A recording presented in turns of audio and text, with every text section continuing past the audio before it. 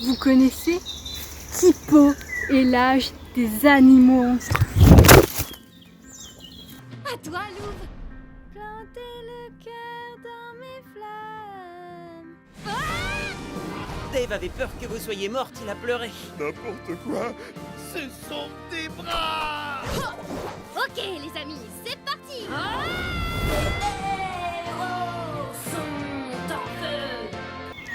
Kippo et l'âge des animaux monstres est une série d'animation américaine originale de Netflix. Elle est produite par la société DreamWorks.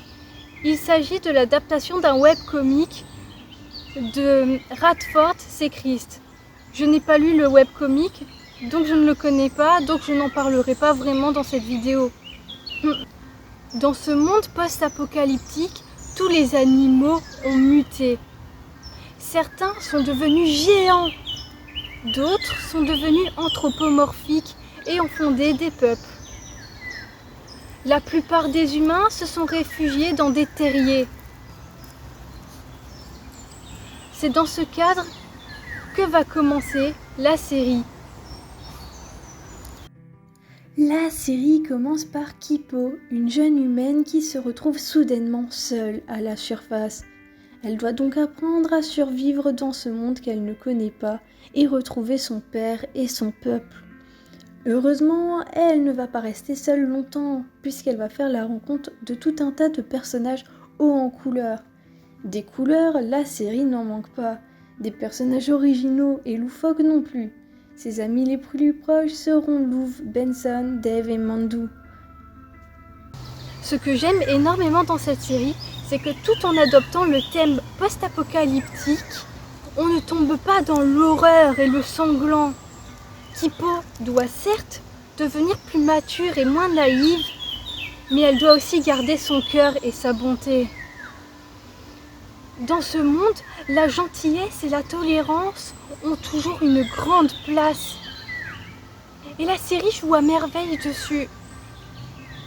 Je ne vais pas parler trop en profondeur et expliquer pourquoi ça marche, comment ça marche, parce que ça demanderait d'analyser les épisodes et que ce serait vraiment trop long, que ça spoilerait et que je n'ai pas vraiment envie de faire ça. Je préfère que les gens aillent découvrir la série, l'analysent d'eux-mêmes et la comprennent d'eux-mêmes.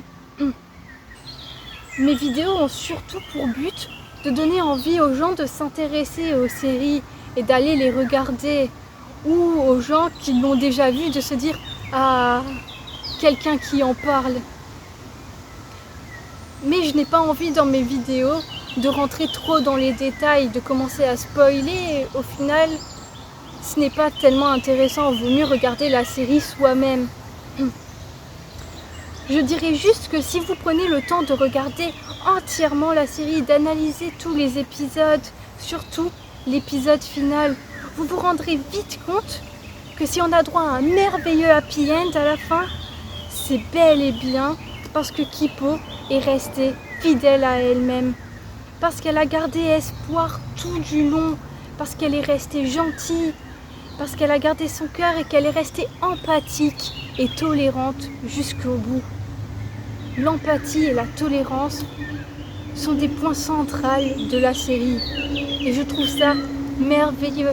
Ça change vraiment beaucoup de toutes les séries, de tous les films post-apocalyptiques qu'on peut avoir.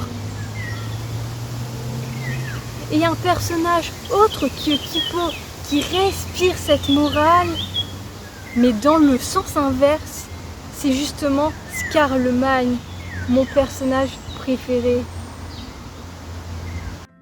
Néanmoins, avant de vous parler des personnages importants de la série, il faut que je pointe du doigt la beauté de celle-ci.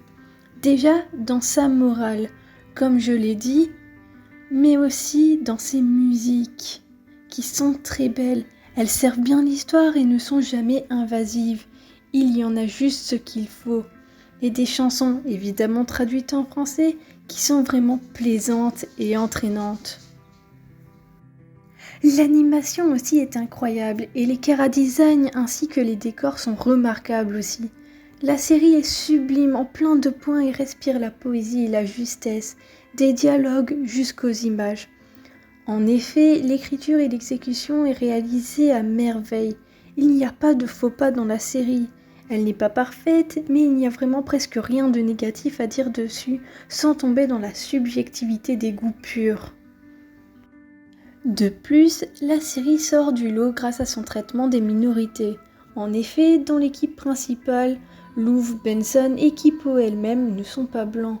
On peut aussi parler des thèmes LGBT+, qui sont un peu abordés dans la série. On commence de plus en plus à avoir des séries comme ça. Steven Universe, She-Ra et The Owl House en sont aussi des exemples. Et ça fait super plaisir à voir. Je veux une série animée avec un personnage principal à genre comme moi. Je trouve que cette série n'a pas fait assez parler d'elle, alors qu'elle est quand même dans la même veine que She-Ra et que Steven Universe. C'est une série qui est vraiment très dans l'actualité, notamment avec les sujets LGBT, mais aussi avec tous ces personnages racisés. Ça fait vraiment du bien d'avoir des personnages comme ça, comme je l'ai déjà dit. Et ce serait bien, je trouve, qu'on parle un peu plus de la série.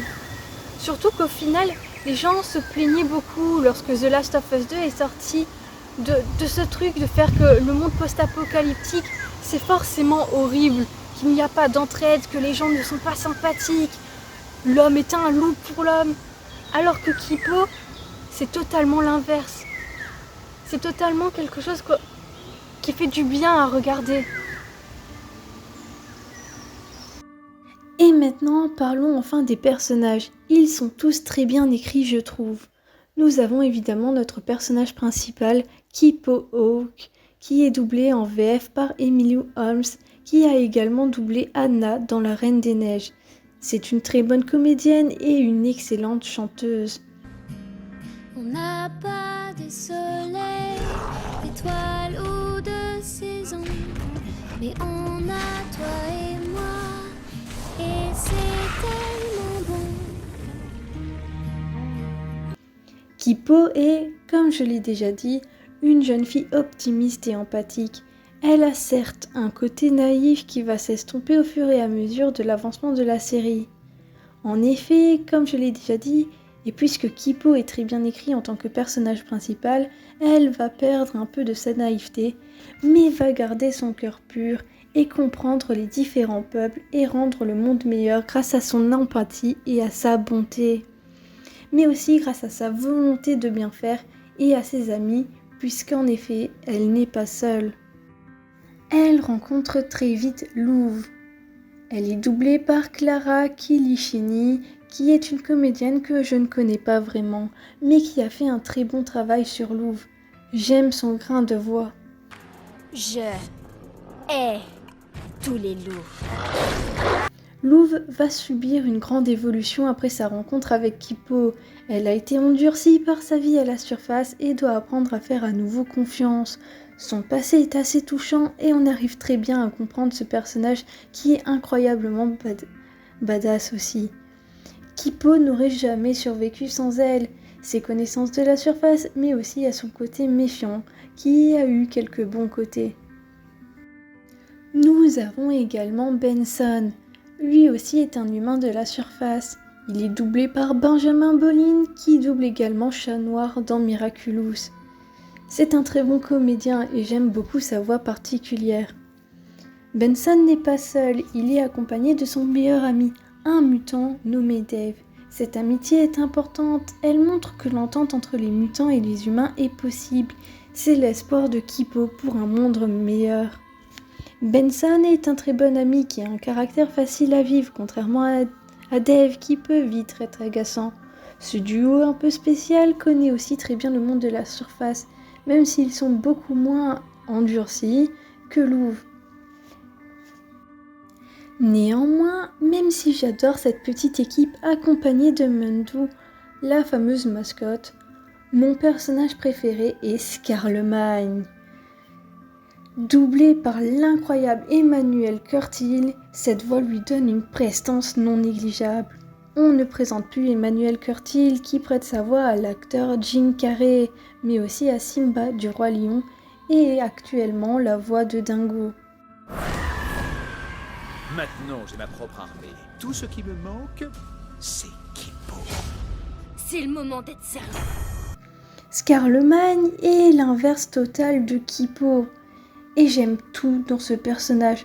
Son chara-design, sa voix, sa prestance, ses répliques, son passé et évidemment son rôle dans l'histoire. C'est difficile d'être précis en évitant de spoil la série. En tout cas, son rôle d'antagoniste est écrit avec un grand talent. Merci beaucoup d'avoir regardé cette vidéo.